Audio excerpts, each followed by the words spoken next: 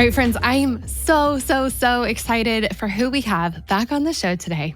I'm sitting here with my actual friends, Amy Weatherly and Jess Johnston. And you guys, you are some of my favorite people to chat with. I'm so happy to have you back on Girls Night.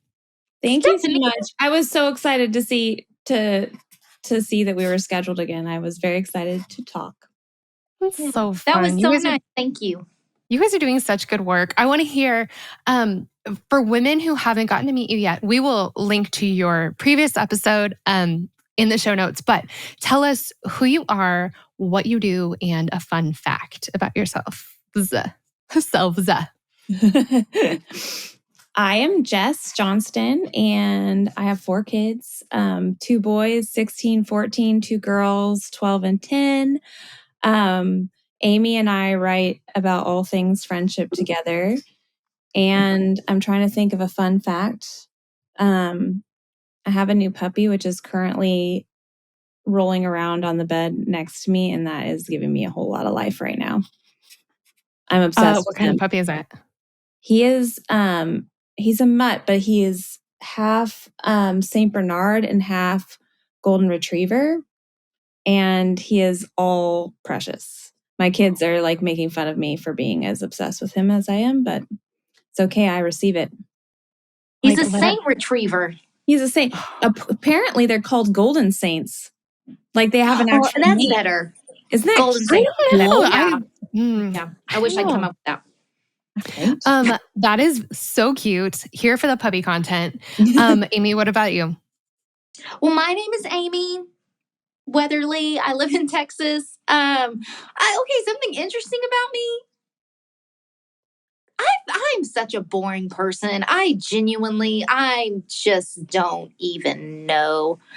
Clearly. I mean, I know, like a fun fact. I own 7 pickleball paddles because I love it. I love pickleball and I'm not good at it. I don't know. I might work on things and like let writing go so that I can go pro in pickleball. That's my plan. I love it so much, but I just keep every time I see a paddle, I'm like, ooh, a pickleball paddle with a smiley face. Yes, please. Pickleball paddle with this little girl's anyways, my favorite one has this woman's face on it and it says yada, yada, yada, we pickled. It's so cute. And every time I find one, I buy it and then I buy balls that match the paddle like an absolute ridiculous person. That I'm not trying to say that was my idea. But a handful of years ago when my dad, we talked about this before we started recording, got really into pickleball. I was like, someone needs to make cute pickleball paddles. Like there's this whole like face of it right here that could be like a pattern and like whatever. It's like someone really should do that. That's a really good idea. And then guess who didn't do it? I know. See, you should have done it years ago. I still have an idea for being like, okay, but I'm having to search for the stuff all in different places. No, there needs to be one place. This is all the cute stuff. You want a bag and a paddle and balls that match? Awesome. I've got all of it. Here, shorts, scrunchy. Yeah, okay. You want a water bottle that you don't have to wait in line at Target for?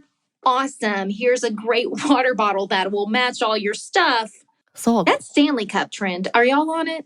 That's not what I didn't know about it until you said something about it, and I had to look into it. And I was like, I know about it, and everyone I know has one. I don't have one. I'm so basic. So like 2 years ago, people started buying Stanley Cups, and I was like, I want a Stanley Cup. Then I went and bought one, and I was like, it's not that great.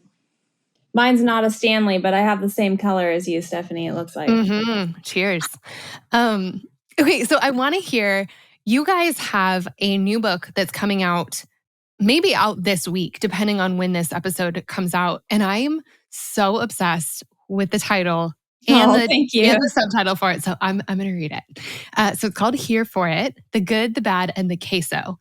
The how-to guide for deepening your friendships and doing life together. Yes and amen. Love, love, love. Tell us about the book, where this idea came from, what it's about, all things book. Well, first of all, the title, that was, man, we agonized over the title for months, I would say, trying to get multiple months. Because our last book, we loved the title so much. It was I'll Be There, but I'll Be Wearing Sweatpants, as you know, and sweatpants are the best thing ever. And following the book release, I sort of felt like it was my job to wear sweatpants all the time. And that was fantastic. So what was something equally amazing that was very hard to come up with? So I think Amy finally landed on queso. And we're like, yes, how do we work queso so that our job can now be to wear sweatpants and eat queso? Yeah.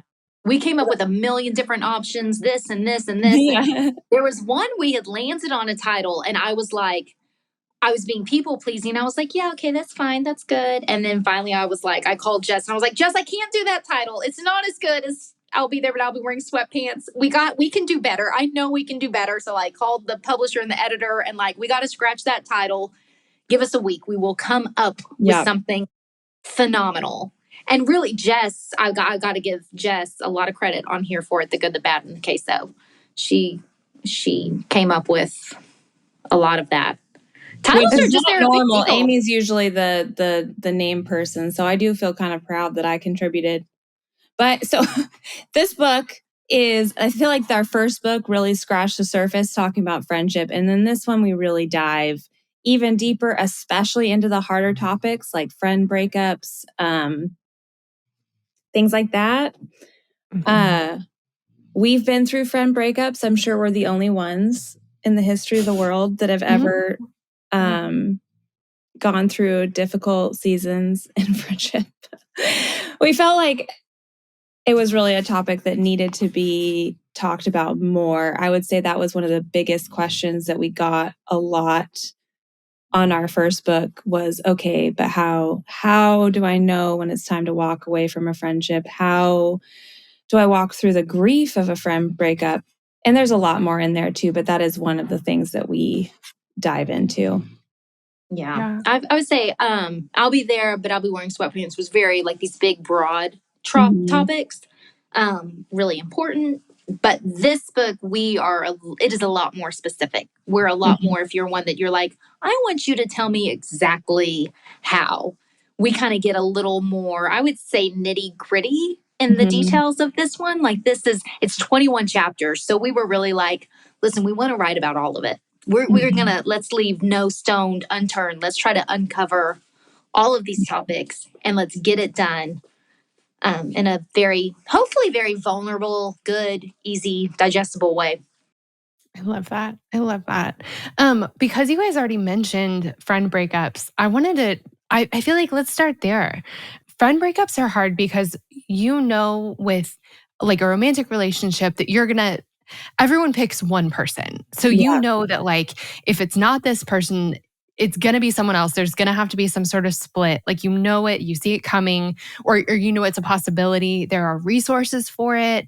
There are how-tos, best practices. With friendships, it's like you can have infinite. There's not a hard stop. There's just not a whole lot of protocol or even like setting of expectations for the fact that a friendship may not last forever. And I want to hear, I know that sometimes we have people that we've been friends with, friendships we've invested in for a long time, that we get to a certain point and it feels like the friendship is just not growing. It's not adding as much to our lives. And actually, it might be like detracting from our lives. And I want to know, like, is it okay to move on? Like, do you have to be friends forever? Or are you a cruel person if you're like, this isn't contributing to my life anymore? And then like, how do you go about doing that? If you're allowed, then how do you do it? I think, with any breakup that I went through, like a romantic breakup, I remember grieving it. I remember hurting, definitely. I do not ever remember thinking, I'm a bad person because I couldn't make this work. Now, I would say it's the opposite in my friendships. When a friendship has fallen short, I immediately go to, something's wrong with me. I am a bad person. How have I failed that this didn't work? And that's a totally different thing. And that's because I think we do have the expectation that if you're good at friendship, it will last forever. If you're a good person, it will last forever. And I do think that is something that we've got to just get off of our head. It's something really hard for me because that's the first place I go is I'm a bad person because I couldn't make this work. Mm-hmm. And I think a really important thing, one, you got to figure out, is the friendship ending because it's just like the spark's not there there anymore? Like things aren't clicking, they're not as deep, it's not growing, or is it truly toxic? Mm-hmm. Because I would say if something is really toxic and really taking away from your life, and really that is a door that just really does need to be shut all the way. I've got to keep I love you. I've got to keep my heart pure. I want you to eat. You cannot eat at my table anymore because this is affecting my heart. It is affecting the way I interact with my family. It is affecting the way I think about other people. Is affecting, my heart. That's why, like our job, like I want to be able to keep my soul, my heart pure and first things first. And if anything is getting in the way of that, I want to be able to shut it off. And that's why I always use, like, I want you to eat. You just can't eat at my table anymore. So that is one where, yes, you have to close the door all the way. It's going to feel really bad because, again, we're not used to doing it. Who's the bad guy in every movie? It's the person who walks away from a friendship. Mm-hmm. The person who walks away from the friendship is never the good guy. And it's always like there's a good and a bad. There's a black and a white. There's a villain. There's a hero. But the truth is, in real life, it's mostly gray. It's mostly gray. You don't have to label them as some bad, terrible person. And you don't have to label yourself that. It can genuinely be, this wasn't working anymore. And then I think if a friendship, if it's not toxic, but it's just really not growing, that's an area where I would not shut that door necessarily. You close it. Maybe you keep it open a little bit because things can definitely change. Let's say you go through something really hard and that is the person who shows up and is there for you. That is going to rekindle that friendship. Things start aligning. Suddenly your kids are in the same class again. Boom, that friendship gets rekindled. So I'm very slow to close any door. It has to be really, really bad for me to do that. But it's okay to take a step back. It's okay to look at it as, I look at my friendships as plants a lot and be like, okay, this plant is not growing anymore. I've only got this one jug of water. I got to put it elsewhere. Yeah, But I'm not necessarily. I think it's a lot about being intentional with where you invest your very precious time because we don't have a lot of it. So if there's it could even be seasonal, like there's not a lot happening in this friendship. Maybe it's just time to invest elsewhere into the friendships that are really more thriving and moving forward. Yeah. Well, and I tried, and I'm sorry, I've talked so much. I will stop in a minute, but it's so important and it's so hard and it's so tricky and it's something I've struggled with forever. And I'm just now really kind of learning. I have had to get to a place where I'm like, okay, we got to reframe the way that we think about this. Cause like Care Bears is cute, right? Care Bears is cute. And in Care Bears, the goal of friendship is for it to last forever. My Little Pony, but whatever it is, when we were young, the goal is best friends forever. And that is so much pressure. It is very unrealistic. And so we tend to think that any friendship that didn't last forever was a failure. Yeah. And I've had to reframe the way that I think about that and go, no. The goal of friendship is not for it to last forever. The goal of friendship is for it to be healthy. Yeah. Is it healthy? Is it good? Then just enjoy it. Let it be what it is now and give it the freedom to adapt and to change as you adapt and change. But the goal does not mean that it has to have lasted forever for it to be a good friendship. It can be a good friendship because it got you through a season. Yeah. And that's still a beautiful, beautiful thing. Yeah. Jess, what were you going to say? I was going to say, can you guys hear my puppy snoring? I'm so sorry. I wish I could. Totally snoring. And I'm like trying to get him to stop. So I keep like, wake up, shift. Like I do to my husband in the middle of the night. But yes. Mm-hmm. Mm-hmm. It's pretty cute. What do you do if one person wants the friendship to continue more than, like, if it's not mutual? If you're like, man, I feel like this isn't a place where I want to invest as much of my time and energy anymore. Like either I have less or I have something else or someone else that is requiring more of me, or like I'm investing a lot in this and I'm not getting back what I like need to get back in order to make this a good investment, really. But the other person doesn't see it that way. Like, what do we do then? I think we have to have boundaries. We have to protect our own hearts, and we have to do what's right. I think sometimes it's very easy to listen, for me, to listen to the loudest person in the room with the most needs. And if someone's very vocal about their needs and their wants and their disappointments, it's very easy for me to pivot and try to appease that person or make them happy. And I've learned that that's not always the person I'm meant to be investing in that season. And it's also not my job to fulfill a person or fill a hole in their heart that they may be feeling.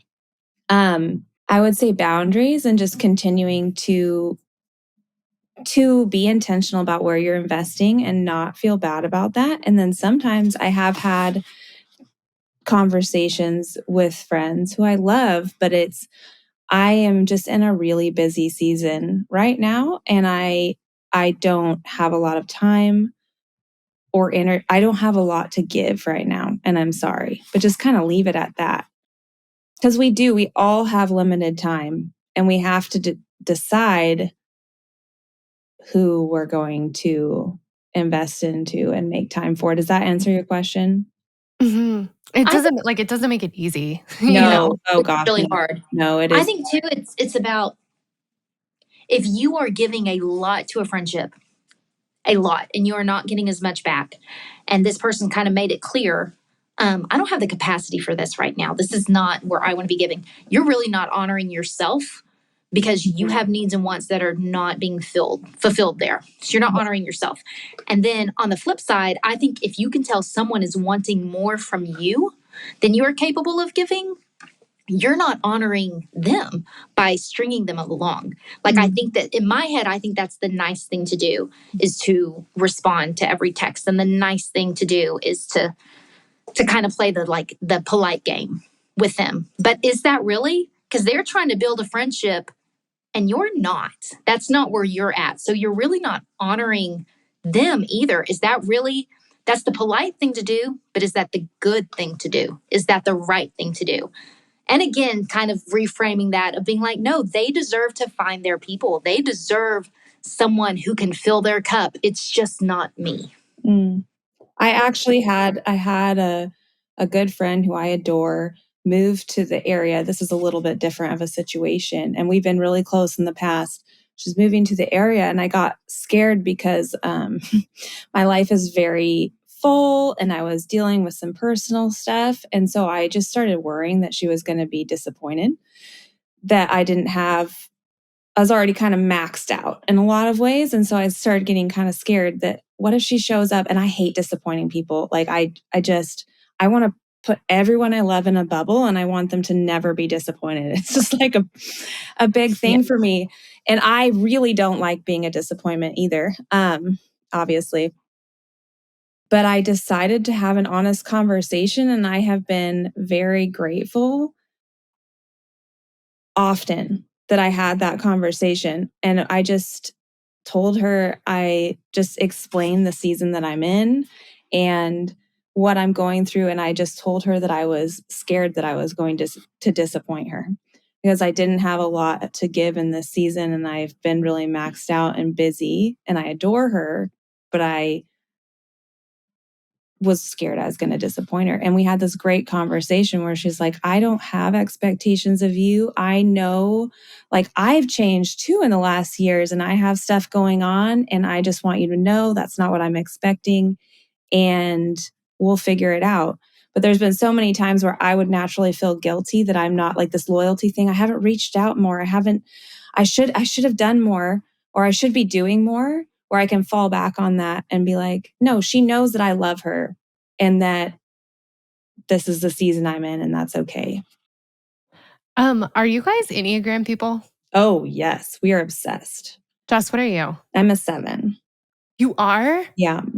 Man, I thought I found a fellow too. I was like, you are speaking my I think there could be language. some overlap there for sure. For a 7, for me as the enthusiast, sometimes I've found myself in a situation where I'm disappointing people a lot because I can be so enthusiastic for a season. And then when my attention shifts elsewhere, people are like, what's going on with you? I feel like you're gone or whatever.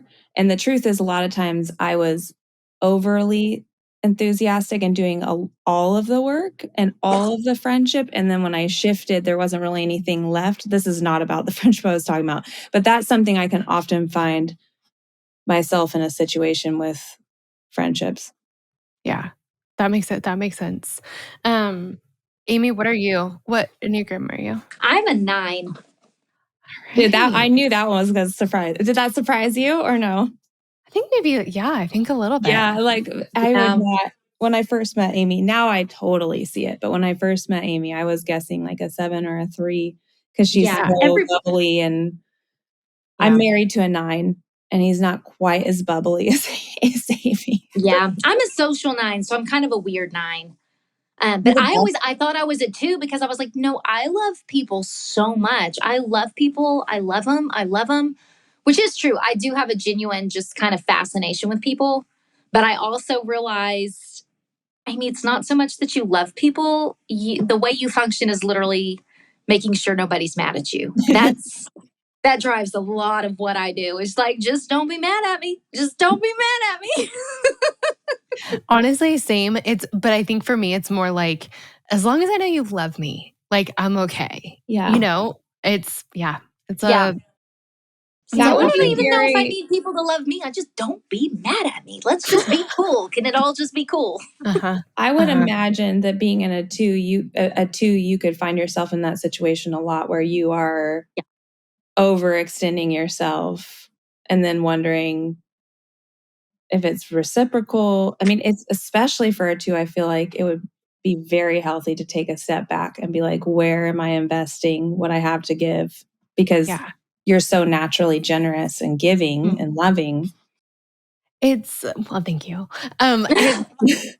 It is hard because I feel like I should give absolutely everything I have to whoever asks for it. Like just when you said the loudest person in the room, like I'm so aware of who's around me and who needs what. And I feel like maybe like an outsized sense of responsibility or ability that like I probably could make this better. And so if I don't, then I'm withholding something from you and I never want to do that. But then I find myself maxed out and like, I don't have anything to give to the people who I'm most responsible for. That's been a huge learning curve for me as well. Yeah. That's really hard. It's really hard. And learning that just because I can doesn't mean I should. Yeah. Whereas I make a lot of decisions to like overextend myself because I'm like, well, I can.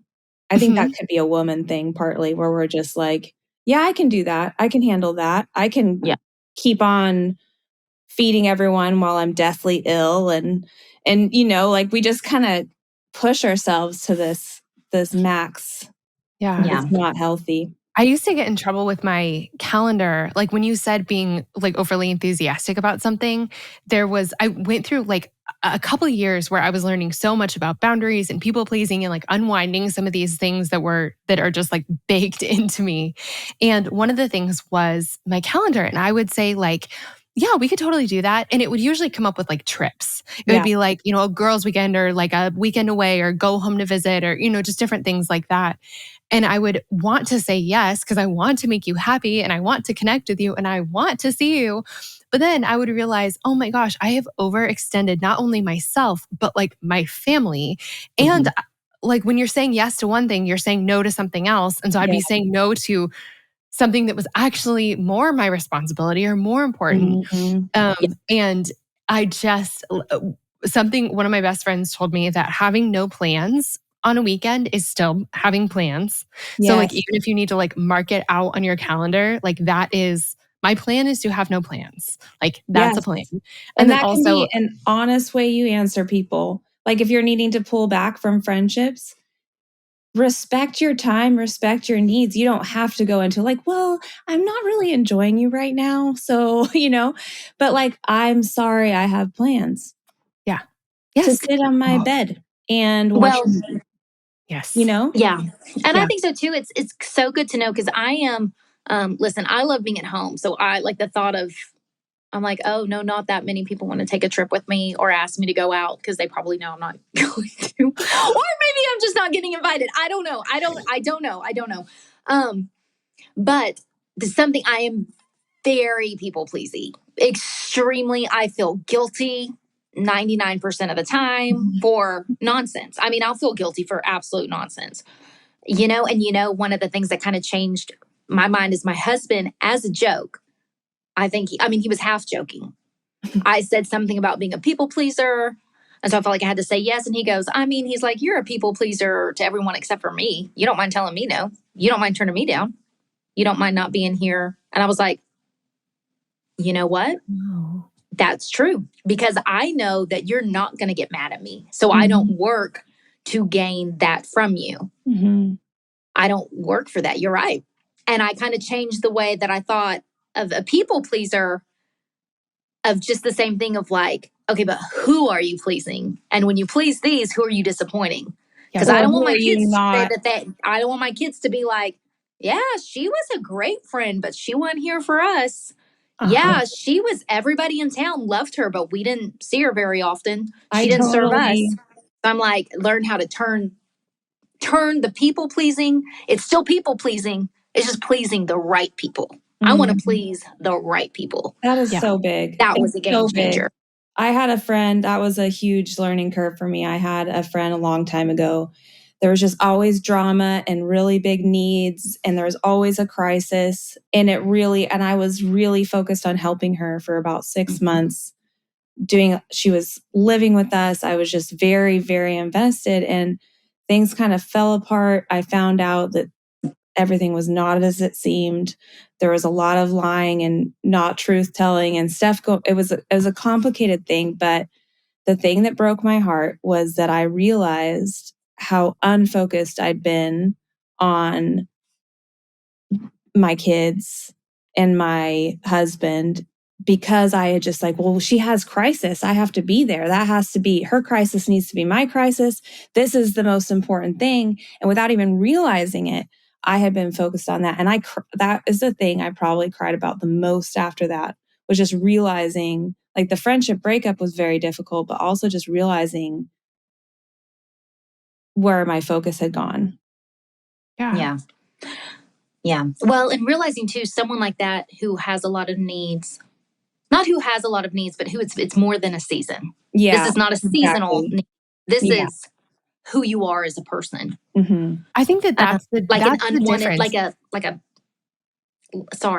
like a tank that almost can't be filled. Yeah. The truth is, sometimes I have to walk away from people like that because one, I've got to be self-aware enough to know, like, Amy, you are a people pleaser. You have this tendency. Right. They will always be disappointed in you because they've got a tank you're not capable of filling, and that's what they want. You will always. Are you going to live constantly disappointing this person? That's not. You can't do that because this person has a tank that can't be filled. It's not you. It's not that you're not enough. It's that it's really, you're incapable of filling whatever need that they have. They probably need to work on some stuff first because their expectations for you can never meet them. And maybe so for somebody, me, sorry, I have maybe to somebody who walk away. Yeah. And maybe somebody who has better boundaries and isn't naturally such a people pleaser would be an amazing fit for that person. Amazing. It's actually really good and self-aware to realize this might not be a good fit for me because this kind of relationship sucks me dry without even realizing it. Yeah. Well, like, I'm going to get both of us in trouble because I'm going to accidentally promise you something that you would love for me to give you, but like I can't. Like I'm setting us both up to fail. Yeah. By walking in this way. Yeah. One of the things, and I've talked about this on the show, and I need to come up with a better way to describe it. But like in that whole time when I was learning about people pleasing and boundaries and all these things, I kind of started like ranking my people. Like, these are the people that I am most responsible for and care about the most. These are my closest people, to like almost like concentric circles, like kind of moving outwards. And knowing that, actually taking the time to identify like who is my closest person, who are my closest people, who I'm responsible to more than other people, has made the process of figuring out what to say yes to and what to say no to so much easier. Because even when it comes to like, every once in a while, there's a decision that pits like my immediate family versus like, or against like my family of origin. So it's like, my mom would love to have my family fly to Denver and, and spend more time with her. I would love that. I would love to say yes to that. However, sometimes that's popping my kids on a flight isn't necessarily the best thing for them, or isn't the best thing for my husband and all the stuff he has going on. So it's like, I have to either choose whether I'm going to disappoint sort of like my kids and my husband or my mom. Right. Sometimes I'm totally going to throw us all on an airplane and like do the uncomfortable thing, whatever we need to do, because I want to spend time with my mom. But sometimes I'm going to have to disappoint my mom and like realize like, when the relationships are so close like that, where it's like, it's not an immediate obvious thing, having already done that work of going, I love my mom, I love my kids, I am more responsible to my kids, partially because they can't keep themselves alive. So like, I am more unloving towards your mom. That's at all. It's not, your heart is in a wonderful place. It's just, you only have so much to give, and owning that. I think as women, we have to stop thinking that we have endless supplies, like that we can just dig deeper. Because for me, I end up getting burnt out and real grumpy because I don't have endless supplies, actually. Yeah. I think too, I think about this a lot, and it's kind of morbid. I don't know if it's healthy. Oh, I think so. I don't know. I think it is. I just think about like my funeral and what a sad, sad, sad thing it would be if everybody in my town was like, she was amazing, I loved her, she was here for me, and my kids and my husband are silent. That would be terrible. I would rather have because everybody talks about having a funeral where the room is full. You know what? Honestly, I hope my kids, I hope my husband, I hope the people closest to me, I hope they have good things to say about me. And then the rest of the room can be or not be. But I do kind of try to think that in mind, because what a sad thing to have this full room of people who didn't even really know you. Have nice things to say, but the people closest to you are silent. That's just not what I want. That's not what I want. And so it is kind of realizing, I think reframing and rephrasing is such a huge thing. So I've tried even to be like, because I guilt myself if I can't be a good friend to everyone. If not everybody would be like, she's an amazing friend, then I've done something wrong. And that's so unrealistic. Somewhere along the way, there is going to be someone who's like, she was a bad friend. But here's the truth. I probably was a bad friend to you, but I was a good friend over here. So I've tried even when people have hurt me, I don't say that they're a bad friend. I change it and I say, they were a bad friend to me, probably because they were being a good friend. I hope that it's because they were being a good friend somewhere else, that it was because they were honoring these things. And that's okay to say. That's okay to take a step back from that. But just rephrasing it of being like, it doesn't have to be one or the other. It can be in the gray. The gray is you weren't a good friend to them because you were being a good friend over here. You might not have been being a good daughter by going and visiting your mom as much as you wanted to, but you're being a good mother. And sort of like rephrasing the way that we think about that, I think is just so powerful. That's so good. That's so good. I'm like going to have to sit on that for a while. I think. Somebody was just like over there shaking her head with revelation. It's so good. It's so good. Because I'm totally like you guys. I do not like disappointing people. I like Jess, exactly like you said, I feel like if I just dig deeper, it's like, it is so hard to believe and recognize and come to terms with the fact that like, there's a bottom. Like there is and you a don't bottom. actually want to scrape it. You want to protect yourself before you Mhm. reach the bottom. Yeah. I want to ask you guys, you talk about friendship a lot. You talked about friendship in this just like really beautiful but kind of overarching way in I'll be there, but I'll be wearing sweatpants. I want to know what you guys have discovered about taking friendships to the next level. Because I think that for a lot of us, we know people, we see people on a regular basis. Maybe we're in like a book club with people, or, we know people at our kids' schools, or we're in class with people, or we have neighbors, whatever, but we don't feel like we really are known by anybody. And it's this really weird, like, chasm to cross. What have you guys found about how to do that? We were just talking about this a little bit, but I think one of the big things is at some point we're going to have to wade in with some vulnerability. And it's kind of similar with not waiting for people to pursue you in friendship to make that initial first step. Like, you go out and pursue people. It's similar with vulnerability and being real and authentic and just kind of sharing what's actually going on in your life. And just kind of wading in. You don't have to give people the whole picture right away. And in fact, that's probably not healthy. But to wade in and see, are you a safe place for my real and authentic? And I had a friend, she was dealing with a ton of anxiety when we first started becoming friends. And she was just very open and real and authentic about it. And I wasn't dealing with that at the time. But I really appreciated her vulnerability. And she also laid this foundation of, I am a safe place for you when you're going through hard things. And a couple years later, I went through the most intense, terrible time of anxiety of my life. And she was the first one that I thought of, because she'd already created this safe space where I knew. So even if you're sharing your heart with someone and they don't necessarily fully relate, you're still laying a foundation for, like, it's okay. You can show up as you are, come as you are with all your mess and whatever it is you're going through. I'm going to be a safe space.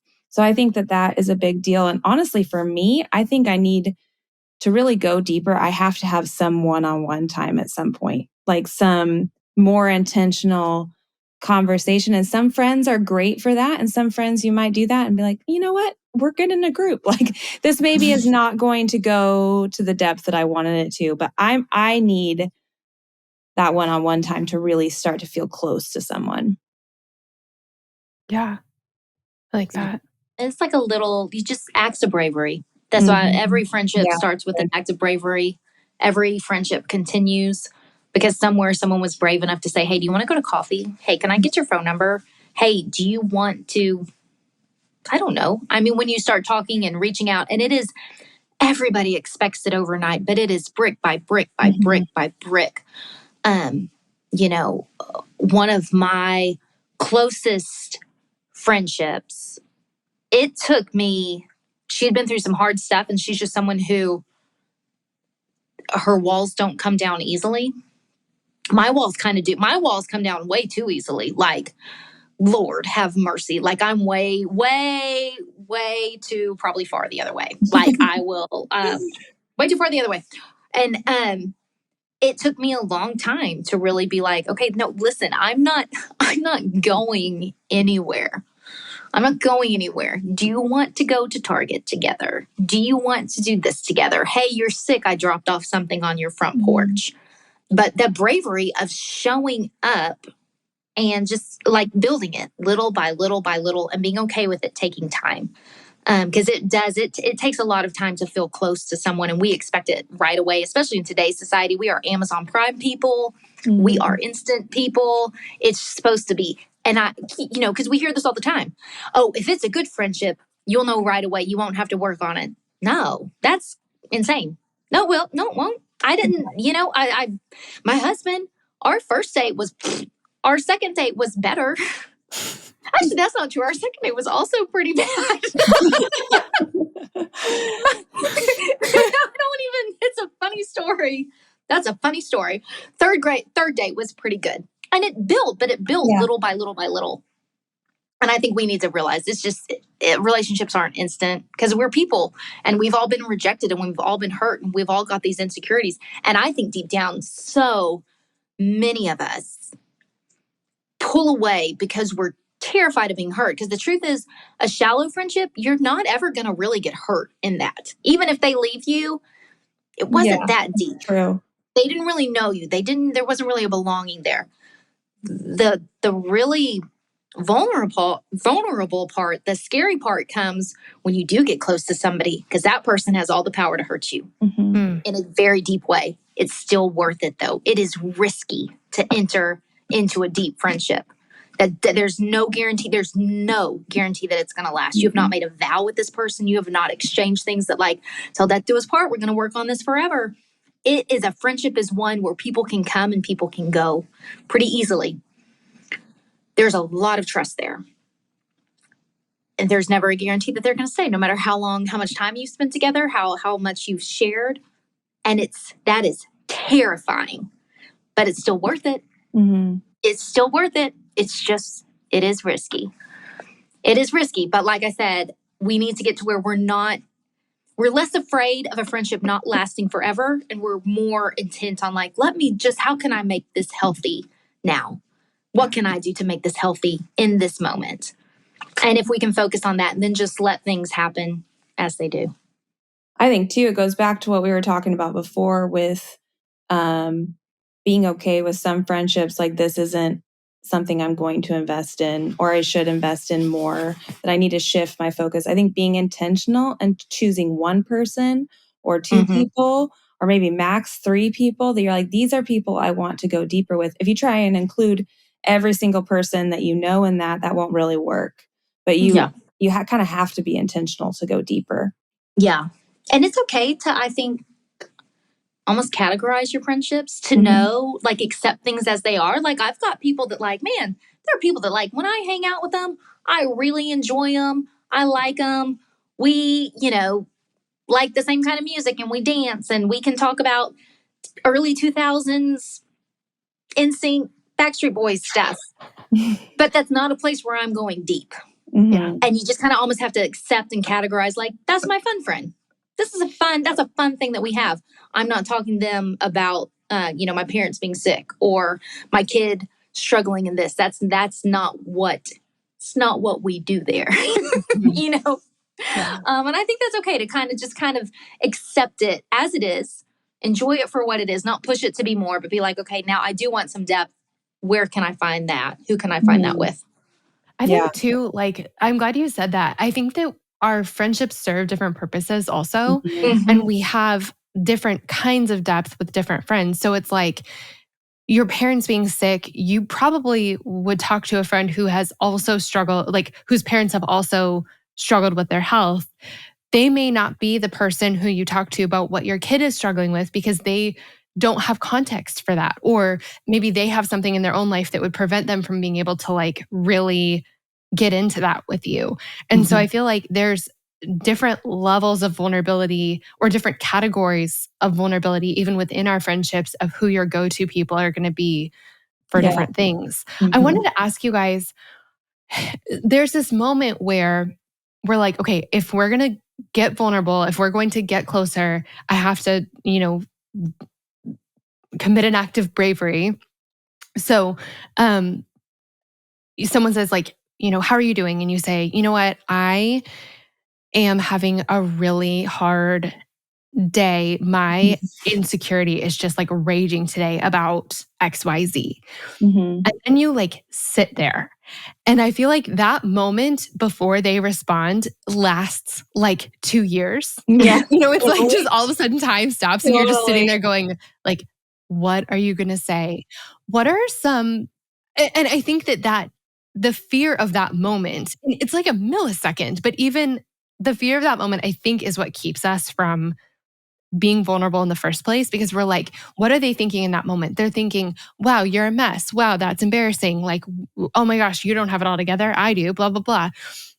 What are some things that we can tell ourselves in that 2-year-long millisecond as we wait for them to respond to our vulnerability?